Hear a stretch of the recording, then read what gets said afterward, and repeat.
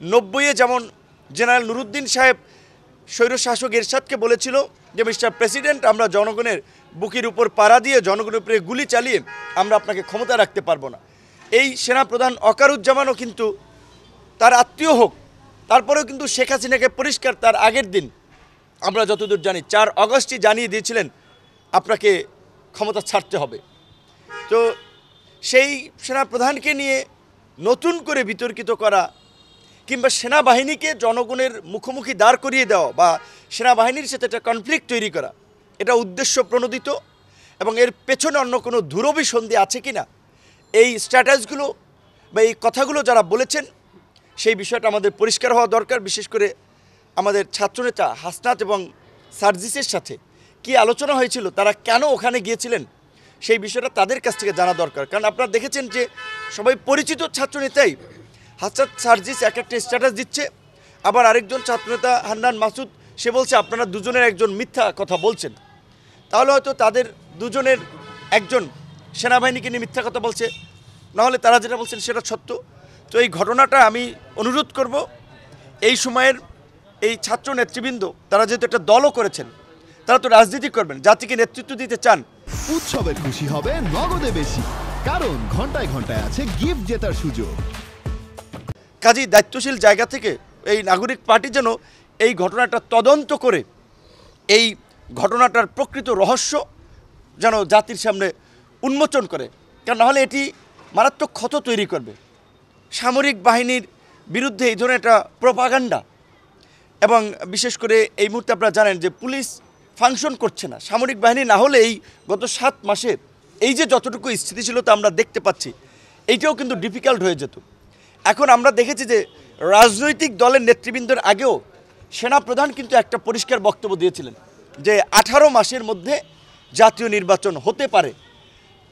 আমরা রাজনৈতিক দলসমূহ এই অভ্যুত্থানের অংশীজনরা শুরুর দিকে আমরা পরিষ্কার একটা বক্তব্য দিয়েছিলাম যে কোনো ক্ষমতার পরিবর্তনের জন্য, কাউকে এমপি মন্ত্রী বানানোর জন্য এতগুলো সাধারণ মানুষ জীবন দেয় নাই, এই সংগ্রাম করে নাই। এই ফ্যাসিবাদী রাষ্ট্র কাঠামোর বিলোপ করে একটা নতুন রাজনৈতিক বন্দোবস্ত এবং বাংলাদেশ 2 বিনির্মাণের যে অঙ্গীকার, সেটা বাস্তবায়নের পরেই একটা অবাধ সুষ্ঠু নিরপেক্ষ নির্বাচনের মাধ্যমে গণতান্ত্রিক প্রক্রিয়া ক্ষমতা হস্তান্তর হবে। কিন্তু গত 7 মাসের আমাদের যে পর্যবেক্ষণ, তাতে এই সরকার সে প্রত্যাশিত মাত্রায় আসলে দেশকে এগিয়ে নিয়ে যেতে পারছে না, নানান ধরনের সংকটের সম্মুখীন হচ্ছে। এবং যে কোনো দেশেই, একটা গণতান্ত্রিক দেশে একটা নির্বাচিত সরকার না থাকলে অনেকে নানান ধরনের ফায়দা নেওয়ার জন্য ষড়যন্ত্র করবে, এবং সেই ষড়যন্ত্র আমাদের গোটা জাতির জন্য একটা বিপর্যয় ডেকে আনতে পারে। 111-এর খবর আপনারা জানেন, অনেকেই বলেছে এই হাসনাত সার্জিস কিংবা এই নাগরিক পার্টির সংশ্লিষ্ট এই ছাত্রদের এই সাম্প্রতিক মন্তব্য আরেকটা 111-এর প্রেক্ষাপট তৈরির একটা নামান্তর, অনেকেই এটা বলছে। কারণ হচ্ছে এরা বয়সে আপনার 23-24 বছর যাই হোক, ছাত্র হোক, তাদের কথার কিন্তু একটা গুরুত্ব আছে, তাদের কথা মানুষ শোনে।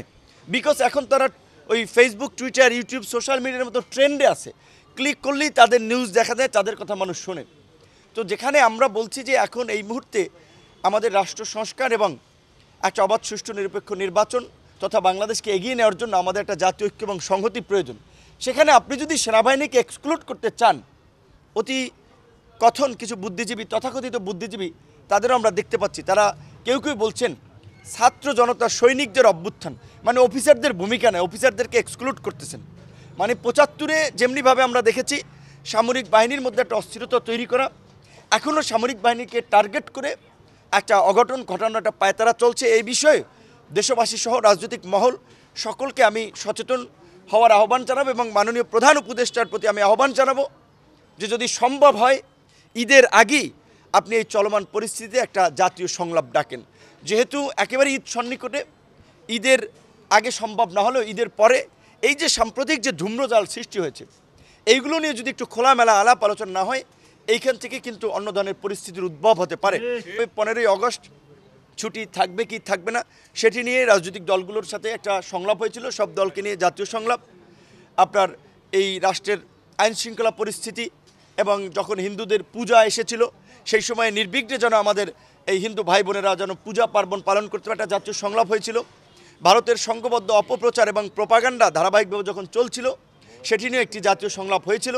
সর্বশেষ যে সরকার যে 15টি সংস্কার কমিশন করেছিল সেই কমিশনগুলো কী প্রক্রিয়া কীভাবে কাজ করবে তাদের পরিচিতি করানো এবং তাদের নিয়ে একটি জাতীয় সংলাপ হয়েছে। চলমান পরিস্থিতিতেও আমরা দ্রুত সময়ের মধ্যেই প্রধান উপদেষ্টাকে একটি জাতীয় সংলাপ ডাকার আহ্বান জানাচ্ছি। দেশবাসীকে শান্ত থাকার আহ্বান জানাচ্ছি। রাজনৈতিক দলের নেতা কর্মীদেরকে কোনো ছাত্রনেতা কিংবা কারো হঠকারী কোনো কথা বক্তব্যে প্রভাবিত না হয়ে যার যার সংগঠনের নেতা কর্মীদের নির্দেশনা অনুযায়ী কাজ করার আমরা আহ্বান জানাচ্ছি।